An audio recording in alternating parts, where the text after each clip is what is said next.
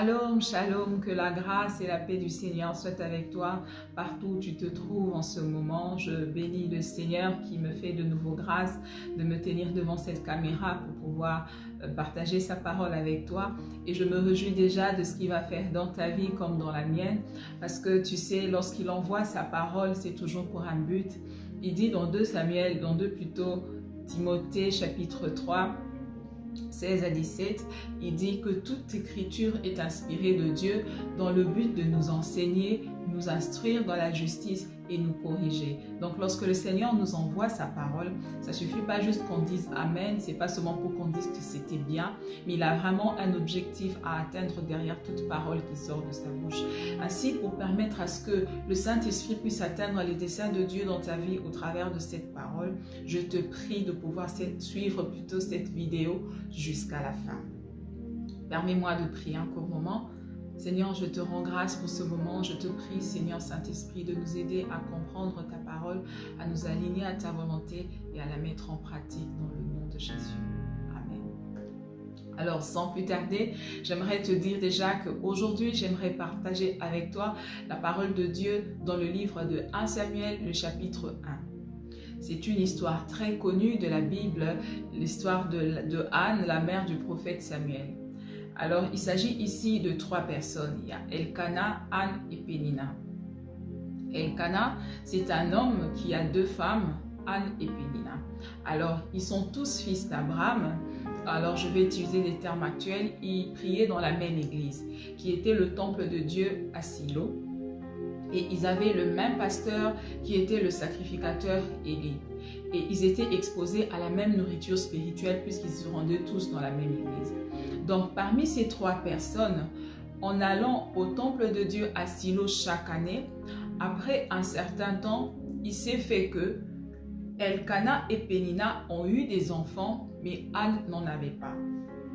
Donc, bien qu'ils avaient le même Dieu et qu'ils avaient le même pasteur, ils fréquentaient la même église, 2 ont pu être exaucés, ont pu recevoir de Dieu quelque chose, mais une personne d'entre elles n'en avait pas et c'était Anne. Anne était la seule personne dans ce trio qui continuait à porter un fardeau que les autres n'avaient plus. Et bien aimé, ceci se vérifie encore aujourd'hui. On peut être des très bons amis, être de la même famille, prier dans la même église, recevoir une imposition de main du même serviteur de Dieu. Bien aimé, Dieu ne nous exaucera pas tous au même moment. Au fait, il ne nous répondra pas à la même minute. Il y aura toujours un groupe de personnes qui recevront bien avant des choses que d'autres recevront un peu plus tard. Et ce qui nous intéresse aujourd'hui, c'est de voir l'attitude qu'a eu Elkana, qui avait reçu en avance des choses que Anne a pu recevoir un peu plus tard. La Bible dit dans 1 Samuel 1 que Elkana était dans la joie de ce que le Seigneur l'avait béni. Ainsi, il se rendait chaque année au temple pour célébrer le Seigneur. Et dans sa joie, il voulait partager cette joie plutôt avec Anne, qui était son autre femme, mais qui n'avait pas d'enfant. La Bible dit qu'il lui remettait 2 portions de viande. Il voulait fêter avec elle, il voulait manger avec elle, célébrer le Seigneur de ceux qu'il avait bénis, de ceux qu'il était marié, qu'il avait des enfants et qu'il avait toutes ces choses qu'il avait. Mais le problème ici, ce n'est pas le fait qu'il ait voulu que Anne se réjouisse avec lui. Parce que, bien aimé, tu sais, lorsque Dieu bénit ton frère, Dieu bénit ta soeur, c'est important que tu te réjouisses déjà de ce que le Seigneur a fait pour ton frère en attendant de recevoir ce qu'il y a à toi. Donc la démarche de Elkana était tout à fait normale de vouloir à ce que Anne soit à ses côtés pour célébrer Dieu de ce qu'il était en bonne santé, de ce qu'il avait déjà des enfants, de ce qu'il était bien. Seulement le problème avec Elkana, c'est qu'après avoir fêté, après s'être réjoui, lorsque la Bible dit, lorsqu'ils avaient fini de manger, Anne se levait pour aller prier. Le problème d'Elkana, c'est qu'il ne mettait pas un peu de sa joie de côté pour rejoindre Anne dans sa bataille, pour rejoindre Anne dans son combat. Il voulait que Anne se réjouisse avec lui de ses victoires, mais il n'était pas prêt d'accompagner Anne dans sa bataille, dans son combat, pour pouvoir elle aussi obtenir des dieux des choses que lui, Elkana, avait déjà obtenues. Et bien aimé, ceci est encore vrai au milieu de nous aujourd'hui. Bien aimé, le Seigneur t'a béni, le Seigneur t'a fait du bien, tu priais pour quelque chose que Dieu t'a répondu. Mais bien aimé, pendant que Dieu t'a répondu, il y a encore un frère à tes côtés que Dieu n'a pas encore répondu, qui est encore en train d'attendre des choses que toi tu as peut-être déjà reçues ou des choses que lui-même veut recevoir de la part du Seigneur. C'est bien que tu te réjouisses avec ce frère, c'est bien que ce frère, cette sœur soit à tes côtés pour se réjouir avec toi de ce que le Seigneur a fait dans ta vie. Mais à un certain moment, bien-aimé, tu as le devoir de rejoindre ton frère aussi, ta sœur dans sa bataille, dans son combat, pour le prêter main forte dans la prière, afin que lui aussi puisse recevoir des dieux, des choses qu'il attend, des choses que toi tu as peut-être déjà reçues. Ce que j'ai constaté, surtout à l'église, c'est qu'il y a toujours cette sœur qui n'est pas encore mariée, mais qui est toujours disponible pour aider les autres lorsqu'ils organisent leur mariage. Il y a toujours cette copine qui n'est pas encore mariée, mais qui est toujours là, qui prête main à décorer la salle pour son ami. Elle est là pour aider sa copine à faire un anniversaire surprise à son mari. Elle est là pour organiser des choses pour leurs amis. Elle n'a pas encore reçu ce que les autres ont reçu, mais elle est toujours près de ses amis, près de ses sœurs et frères pour les accompagner dans leur joie. Le problème, c'est que après que nous nous soyons réjouis, nous qui avons déjà reçu quelque chose de la part du Seigneur, nous ne donnons pas un temps pour appeler cette sœur, pour rejoindre cette sœur dans sa bataille et dire « Ma sœur, mon frère, viens, on va prendre 3 jours, on va prier avec toi pour que le Seigneur intervienne aussi dans sa vie. » Dans ta vie. On veut que cette personne soit à nos côtés pour se réjouir avec nous, mais on ne se donne pas la peine, on ne se donne pas le temps de pouvoir l'aider lui aussi à recevoir des dieux les choses que Dieu lui a données, lui a promis, les choses qu'il attend de la part du Seigneur. Eh bien, bien-aimé, tu sais, la Bible dit ceci dans Matthieu 21, 21. Jésus dit, si tu as de la foi, tu diras à cette montagne, ôte-toi de là et jette-toi dans la mer et cela se fera. En fait, bien-aimé, la montagne, c'est la difficulté, c'est le problème, c'est la quête que tu as vers les choses que tu es en train de chercher. Et Dieu dit ceci, si tu dis à cette montagne, ôte-toi de là, mais il ne s'arrête pas, il dit, jette ça dans la mer. Donc, pour mieux m'expliquer, j'aimerais te dire ceci. C'est que la montagne qui était au-devant de toi, que tu as ôté, je dis était parce que je crois que depuis que tu te convertis, depuis que tu es dans le Seigneur, il y a ces sujets des prières que Dieu a déjà répondu, que Dieu t'a déjà accordé. Eh bien, les montagnes que Dieu a ôtées dans ta vie, les solutions que Dieu t'a accordées, bien aimé, sont des montagnes qui ont été ôtées. Mais Dieu dit ceci, tu n'as pas seulement par ta foi et ta prière la responsabilité d'ôter des montagnes, de trouver des solutions, mais de t'assurer que les montagnes que toi tu as ôtées de ta vie puissent non pas se garer à ta gauche, non pas être juste un peu déplacées à ta droite, mais tu devrais t'assurer par ta foi et ta prière que tes montagnes puissent finir dans la mer.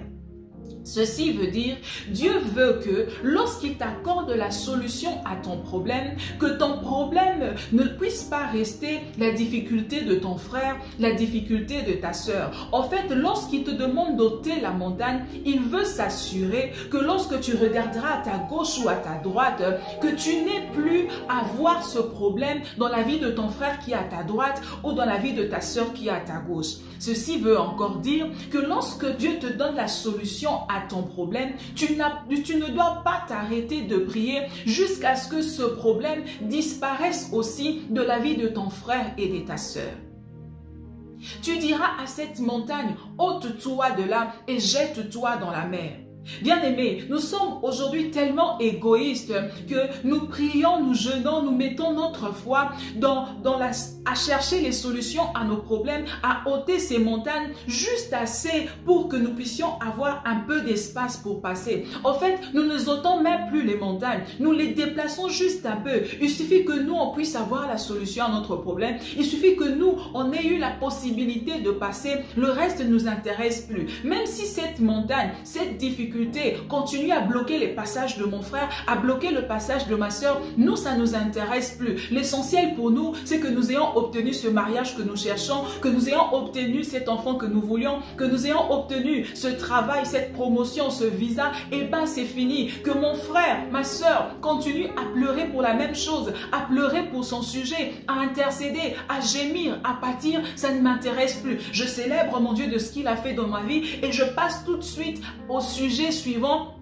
à la chose suivante que je désire que Dieu me donne. Et bien, bien-aimé, c'est pas la volonté de Dieu pour notre vie. Dieu veut que lorsque tu ôtes une montagne de ta vie, que tu puisses continuer à lutter contre cette montagne jusqu'à ce qu'elle finisse dans la mer. Elle ne doit pas rester garée dans la vie de ton frère. Elle ne doit pas rester garée, parquée dans la vie de ta soeur. Tu dois rejoindre ta soeur dans son combat pour l'aider elle aussi à faire reculer cette montagne jusqu'à ce qu'elle finissent dans la mer.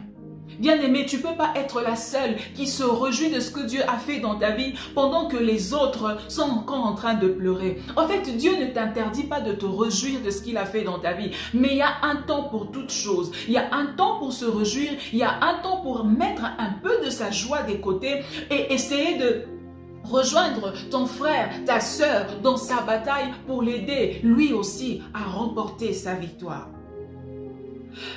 Pour la petite histoire, c'est que quand je me suis mariée, psychologiquement, je n'étais pas prête pour avoir des enfants. J'étais encore enfant dans ma tête. Il fallait que je grandisse un peu. Et bien, une année, 6 mois, je crois, après, j'ai voulu avoir des enfants. Mon mari et moi, on s'est décidé d'avoir des enfants. Et tout de suite, j'ai commencé à avoir des problèmes avec mes périodes. Je n'arrivais pas à concevoir. Alors, j'ai été voir les médecins et je suis entrée dans la prière. Et grâce à Dieu, Dieu m'a fait grâce de rencontrer un homme de Dieu merveilleux, le pasteur Auguste Mbala, en Italie, qui m'a aidé dans la prière, qui m'a accompagné. Et ben, Dieu m'a fait grâce, j'ai pu concevoir, j'ai eu mon bébé. Mais le problème, c'est que ma sœur, qui est de 6 ans plus âgée que moi, de 7 ans, je crois, n'avait pas été mariée, mais n'avait pas encore eu des enfants depuis qu'elle s'était mariée. Elle s'était mariée 5-6 ans avant moi. Alors déjà, quand j'ai commencé à avoir des problèmes de conception, pensant à elle, je me suis dit, mais Seigneur, qu'est-ce qui se passe? Elle n'arrive pas, moi non plus. Et j'avais vraiment peur. Mais quand le Seigneur m'a fait grâce d'avoir cet enfant, Tyler, Oracle, elle était là, ma soeur, bon, elle est en Afrique, moi je suis en Europe, mais au téléphone, elle était présente puisqu'elle est médecin, elle m'aidait, elle me conseillait, elle était vraiment heureuse pour moi, elle m'a accompagnée dans ma joie jusqu'à ce que j'ai eu ce bébé que Dieu m'a accordé. Et lorsque, vous savez, lorsque l'enfant commence à avoir une année, 6 mois, les gens commencent à te poser la question, mais est-ce que tu penses avoir qu'un seul enfant? Est-ce que tu ne penses pas que tu devrais déjà en avoir un deuxième, comme ça tu ne fais pas des très grands écarts et tout? Alors j'ai commencé un peu à penser déjà à un deuxième enfant et c'est là que le Seigneur m'a arrêté. Le Seigneur m'a dit, mais Anta, tu te prépares à avoir un deuxième enfant alors que ta sœur n'en a pas encore eu un.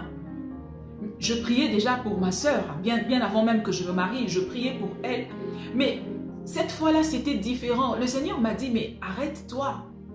Tu devrais chercher à n'être pas la seule qui se réjouit au milieu des autres qui en sont en train de pleurer.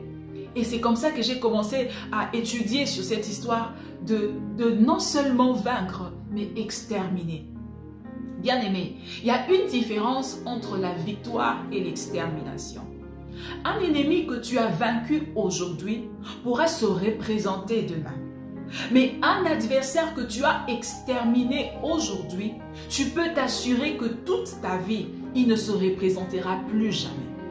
Bien-aimé, Dieu aime vaincre, mais il préfère l'extermination. En fait, le problème que tu as vaincu, lorsque tu es au milieu de tes sœurs et que tu es la seule à t'être mariée, bien aimé, tu as vaincu, mais tu n'as rien exterminé. Tu as juste déplacé la montagne, mais tu ne l'as pas emmenée jusque dans la mer parce qu'elle continue encore à exister. C'est un ennemi que tu as vaincu, mais qui continue encore à régner à côté de toi.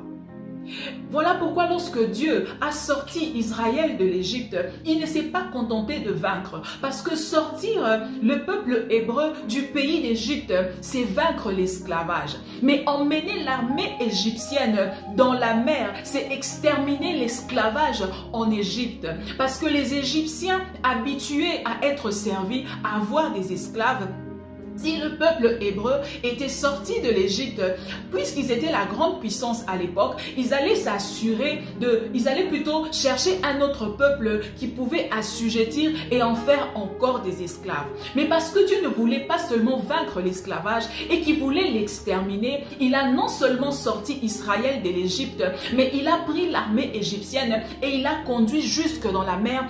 Exterminant ainsi l'armée égyptienne, il a mis fin à l'esclavage en Égypte, de sorte qu'aucun autre peuple puisse pâtir des souffrances qu'a connues Israël en Égypte. Bien-aimé, Dieu veut que lorsqu'il te donne la victoire sur le mariage, que tu ailles, que tu combattes jusqu'à ce qu'il n'y ait plus de célibat dans ta famille. Lorsque tu es au milieu des gens qui ont des difficultés à concevoir dans la stérilité, il ne veut pas que tu sois la seule lampe dans les ténèbres. Il veut que lorsque toi tu remportes contre la stérilité, qu'au travers de toi, que la stérilité puisse avoir fin autour de toi. Que ton frère qui est à gauche, ta soeur à ta droite, n'ait plus avoir à faire aux choses dont toi aussi tu as eu à faire. Alors, bien-aimé, j'ai commencé à prier pour ma sœur. Alors, j'avais toujours prié pour elle, mais cette année-là, c'était différent. Je me suis impliquée dans son combat. J'ai commencé à lui parler d'insémination. J'ai contacté des médecins en Europe. Je l'ai mis en contact. Elle me disait, Anta, le Seigneur m'a pas dit que je veux concevoir par insémination. Ça sera par voie normale. Arrête de t'inquiéter. Mais je voulais tellement qu'elle puisse sortir de là, qu'elle puisse connaître la joie que j'avais connue, que je ne la laissais pas tranquille. On a parlé d'adoption, on a parlé d'insémination, on a parlé de tout, mais je voulais qu'elle sorte de là. Elle aussi, elle était en prière et je tenais tellement à ça qu'une fois je me suis dit, Seigneur, ne permets pas que je tombe enceinte jusqu'à ce que ma soeur puisse concevoir. En fait, je ne voulais pas d'un deuxième enfant tant que ma soeur n'en avait pas eu. Bon, certaines personnes pourront dire que cette prière n'était pas juste. Bon, ça c'est ce que vous voyez. Dieu dans sa grâce, c'est dans sa miséricorde, il sait sentir le désir de notre cœur. Et vers le début du mois de janvier 2019, j'ai eu la confirmation de ma deuxième grossesse. Mais ma soeur ne m'avait pas encore dit qu'elle était enceinte. Alors j'étais découragée, ma joie était mitigée. J'étais contente de ce que j'étais de nouveau enceinte. Mais je me disais, mais elle ne m'a pas encore dit. Alors j'ai caché la nouvelle de ma grossesse. Je n'ai rien dit à personne, il n'y a que mon mari qui savait. Et j'étais là, j'étais en prière, j'ai dit, mais Seigneur, je t'avais dit et tout. Et à la fin du mois de janvier, c'est elle qui va m'appeler pour me dire, eh bien, Anta, je suis enceinte. Avant de me réjouir, je lui ai dit, attends, c'est depuis quand que tu es enceinte? Elle me dit, depuis, alors j'ai compris en fait qu'elle était enceinte bien avant que moi je ne puisse l'être. Seulement elle avait caché la nouvelle parce qu'elle voulait dépasser les 3 mois. Je me suis mise à pleurer, bien-aimée. Je ne pleurais pas de tristesse, mais de ce qu'au fait le Seigneur venait non seulement de vaincre la stérilité dans ma famille, mais une montagne venait de finir dans la mer. Bien-aimée, laisse-moi te dire ceci. Dieu n'a pas prévu que tu sois la seule lampe qui brille dans les ténèbres. Dieu n'a pas prévu que tu sois le seul à te marier au milieu des célibataires, le seul à avoir des enfants au milieu des stériles, le seul à avoir l'argent au milieu des pauvres, au milieu de ceux qui manquent. Il veut que tu puisses rejoindre aussi tes frères et sœurs dans leur bataille pour les aider eux aussi à vaincre comme toi tu as vécu. Ça n'honore pas Dieu que tu sois le seul à être béni. En quoi ça glorifie Dieu que tu sois la seule à avoir des enfants au milieu de stériles? En quoi ça glorifie Dieu que tu sois la seule à être en paix, à avoir la joie au milieu de ceux qui pleurent? Écoute ceci, la Bible dit dans Josué 1, le chapitre 1, le verset 12, à partir du verset 12, je veux lire rapidement. La Bible dit, aux tribus de Ruben, de Gad, à la demi-tribu de Manassé, Josué s'adressa ainsi. Rappelez-vous ce que vous a ordonné Moïse, le serviteur de l'Éternel. Il vous a dit, l'Éternel votre Dieu vous a conduit dans ces pays et vous a accordé une existence paisible. Vos femmes, vos enfants et vos troupeaux peuvent donc rester dans le pays que Moïse vous a donné au-delà du Jourdain. Mais vous, tous qui êtes des hommes de guerre, vous passerez en ordre de bataille en tête de vos frères et vous leur prêterez main forte, jusqu'à ce que l'Éternel votre Dieu leur ait accordé une existence paisible. Leur ait accordé une existence paisible, parce que je me suis un peu perdue, comme à vous que aussi soyez en possession du pays que le Seigneur leur a donné. En fait, ici, la Bible nous parle de la conquête d'Israël. En fait, lorsqu'Israël a commencé à conquérir la terre de Canaan, il y avait une partie qui était bien avant de traverser le Jourdain. Alors Moïse était déjà en vie, ils ont combattu contre le roi d'Og et ils ont conquérir ces territoires. Ces territoires ont été remis à la tribu de Ruben, de Gad et à la demi-tribu de Manassé. Donc eux, ils avaient déjà eu la victoire. Ils étaient déjà dans leur terre promise. Ils avaient déjà reçu de Dieu ce que Dieu leur avait promis. Mais ce n'était pas fini. Il y avait encore des autres tribus qui devaient traverser les Jourdains et aller conquérir l'autre côté du Jourdain, la terre de Canaan qui était encore assez grande. Ainsi, Dieu par Moïse leur dit ceci. Vous qui êtes le premier à avoir vaincu, vous ne devez pas dormir dans votre victoire.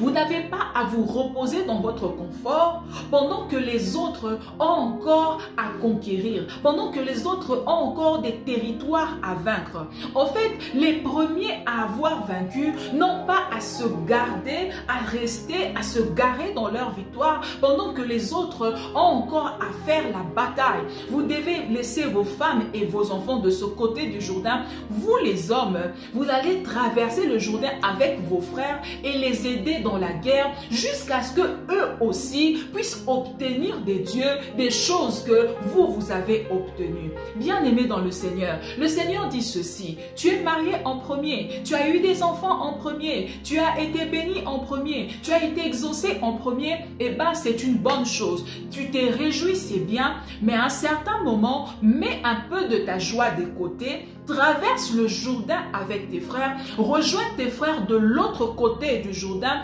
pour leur prêter main forte dans leur bataille afin que eux aussi puissent, bien aimés, remporter leur victoire. Dieu dit que c'est pas parce qu'il t'a déjà exaucé que tu dois cesser de prier pour ce même problème que rencontre ton frère. Tu dois traverser le Jourdain, entrer, prendre position dans la bataille de ton frère pour aider ton frère lui aussi à remporter la victoire, à obtenir des dieux les choses que Dieu lui a promis. Bien aimé, Dieu t'appelle aujourd'hui à regarder ta vie. Quelle est cette montagne que Dieu a déjà ôté dans ta vie qui continue à persister dans la vie de ton frère? Quelle est cette difficulté dont Dieu t'en a déjà délivré mais qui continue à persister dans la vie de ta sœur? Dieu t'appelle aujourd'hui à traverser le Jourdain, à aller de l'autre côté. Et la Bible me dit ceci, que ceux qui avaient vaincu n'étaient pas en arrière. La Bible dit que les premiers à avoir vaincu se tenaient en tête. Ça veut dire que tu dois prier même plus que celui qui a le problème. En fait, tu dois prendre position. Tu dois te charger de ton problème, de ton frère, jusqu'à ce que lui aussi puisse obtenir la victoire. Bien-aimé, deux fois tu sais, la victoire est juste à quelques mètres de ton frère. Mais tu as besoin d'être pour lui comme Simon de Cyrène a été pour Jésus. L'aider à transporter sa croix pour arriver jusqu'à Golgotha afin d'avoir sa victoire. Ton frère, ta soeur a besoin de toi. C'est bien qu'il se réjouisse avec toi, mais il a aussi besoin de fléchir les genoux avec toi. Peut-être tu n'as pas à le dire que je prie pour toi, mais toi seul, tu sors un peu de ton lit confortable pour pour prier, non pour toi, mais pour lui, pour jeûner, non pour tes problèmes, pour lui. Nous passons de requête à requête. Après que Dieu t'ait exaucé, tu passes tout de suite à ton deuxième problème, sans te préoccuper de ce que toi tu as déjà vaincu, l'autre est encore en train d'en souffrir. Dieu veut que tu emmènes tes montagnes dans la mer. Dieu ne veut pas que tu laisses les montagnes traîner dans la vie des autres, que tu t'en charges jusqu'à ce qu'elles finissent dans la mer. Oh mon frère, ma soeur, tu sais que l'intercession n'est pas une charité que nous devons juste faire. Tu pries 1 minute, 2 minutes pour ton frère. Seigneur, bénis-le, Seigneur, fais ceci. Juste pour que tu puisses dans ta conscience chrétienne dire que j'avais prié pour lui. Non, Dieu t'appelle ici à prendre position sérieusement dans la vie de ton frère jusqu'à ce que lui aussi puisse obtenir les choses qu'il est en train de chercher de la part de Dieu. Bien-aimé, nous sommes contents de ce que Dieu t'a béni. Nous sommes contents de ce que tu t'es marié, de ce que Dieu a fait. Tu as eu des enfants, de ce que Dieu t'a donné, tout ce qu'il t'a donné, de ce qu'il t'a guéri, de ce que tu es sauvé. Eh bien, il y a un temps pour tout. Mets un peu de ta joie de côté. Mets un peu de ton bonheur de côté. Fléchis tes genoux. Appelle ce frère qui ne travaille pas, mais qui est toujours là pour t'aider à réparer ta voiture, à monter le meuble chez toi. Dis-lui, mon frère, apporte-moi ton CV. Je vais le présenter à mon chef. Dis, ma soeur, mais qu'est-ce que tu fais dans la vie? Je peux t'aider à commencer ce commerce. Je peux t'aider à faire ceci. Appelle-le. Aide-le. Ne sois pas le seul à briller dans le ténèbre. Tu sais ce que Dieu a dit à Adam lorsqu'il a créé l'homme? Il a dit ceci: multiplie-toi et remplis la terre. En fait, lorsque Dieu te donne d'entrer dans une nouvelle dimension, il veut que tu puisses multiplier ton espèce. Lorsqu'il permet que tu deviennes un homme d'affaires, il veut qu'au travers de toi qu'il y ait plus d'hommes d'affaires. Lorsqu'il permet que tu puisses te marier, avoir des enfants, être guéri, être sauvé, être délivré. Il te dit multiplie-toi. Donc l'espèce que je t'ai fait, c'est que je t'ai fait devenir là. Je veux que tu te multiplies. Je veux que toi, tu en fasses plus. Laisse-moi te dire qu'au travers de toi, plusieurs peuvent être bénis comme toi tu l'as été. Le problème, c'est que tu ne penses qu'à toi. Tu ne pries que pour toi. Mais en toi, il y a l'énergie, il y a la charge spirituelle pour faire des autres. C'est que toi, tu es devenu. Il te suffit de mettre un peu de toi de côté et de te diriger vers le Seigneur avec les noms de tes frères et de tes sœurs. Traverse ce Jourdain de l'égoïsme, traverse ce Jourdain de il s'agit de moi. Pense maintenant aux autres. Regarde à ta gauche, à ta droite. Pense à ce frère, à cette sœur que tu vois qui ne travaille pas encore alors que toi tu travailles, qui peine encore alors que toi tu t'envoles déjà. Prie pour lui, jeûne pour lui. Et laisse-moi te dire que Dieu multipliera son espèce parce que Dieu respecte toujours sa parole. Oh mon frère, ma sœur, le meilleur cadeau, ne l'oublie pas, le meilleur cadeau que tu puisses t'offrir dans la vie, c'est de donner tes oreilles à Dieu et ensuite de faire tout ce qu'il te dit de faire. Ainsi tu seras heureux dans cette vie et dans l'éternité. Que Dieu te bénisse.